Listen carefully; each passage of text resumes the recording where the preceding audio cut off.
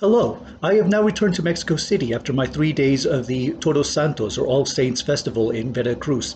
And now that I have experienced all 3 of these days, I wanted to add a few of my own brief impressions and some of the overall experiences that I got from attending. This was my first time in the area in 15 years, and it was a very momentous and very important experience for me. And it was largely because I got to again witness the importance and the significance. I got to again appreciate why this is the most important holiday season for many of the indigenous communities in the Huasteca region, as well as many other parts of Mexico. And you can just see from all the photos and videos all the work that went into preparing the foods and the altar preparations. This is an act of love. And that's ultimately what I got from this experience, is that the Days of the Dead are not a celebration of death. They are rather an exercise in love. They are, as I've said before, a Thanksgiving family reunion that brings together the living and the deceased. They come together to share around the table and participate and come back together as a family. And I had a bit of my own experience of that. I felt my own ancestors at one, especially a particular moment yesterday, and so it was something that I too could appreciate. The Days of the Dead are not about death. They are about love. They are about memory. They are about the rituals and the traditions that bring the community together, that bring the families back together. Compadres come to visit. The villagers go to visit other people to share foods, to eat at their as guests and eat with their neighbors. And so it is a wonderful time to really bring social ties back together. And they do this in remembrance of the people who have gone past. It is a very important time, and it is something that really impressed me. I was very moved to see all the work that had been done on these toward these efforts. It was just an extraordinary experience, and I am very grateful that even though there were many hardships, it was very difficult at times, especially because of the climate. It was brutally cold on some days, and I was almost tempted to return after the first day because it was just so unbearably cold. But I'm glad that I stayed, and I also felt many emotions through the whole thing. I had a very strange sense of presence at one point, and that was on one of the particularly colder nights. And so I had a few of my own visionary experiences, if you could call them that. It was something that I had not expected.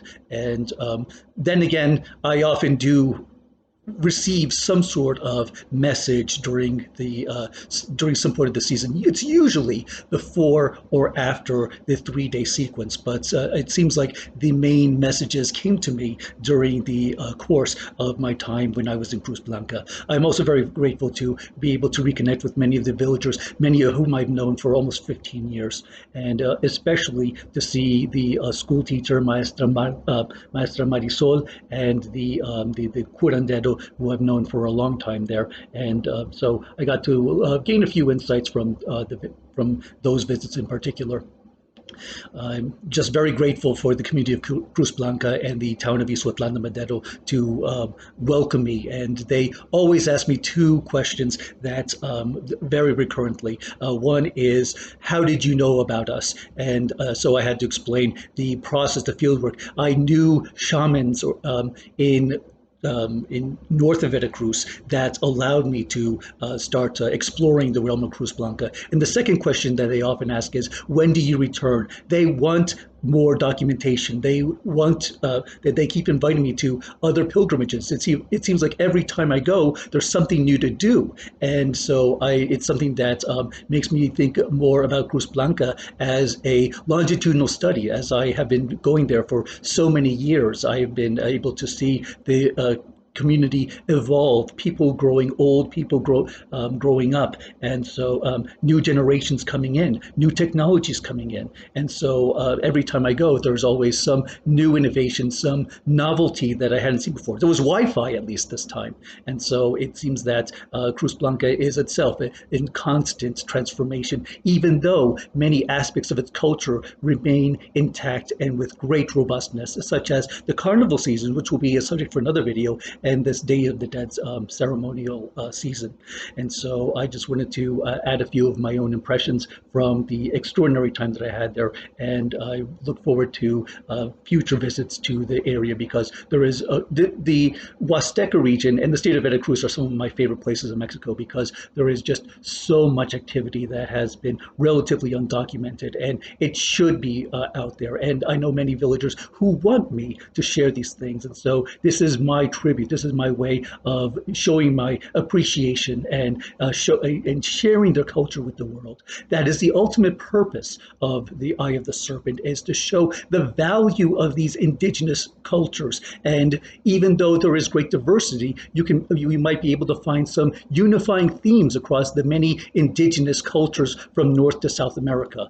And so I am very grateful for the opportunity to make these videos and to bring in the villagers' contributions toward these activities. So I thank you very much for for following me during this 4-day season. Well, 5 if you include today.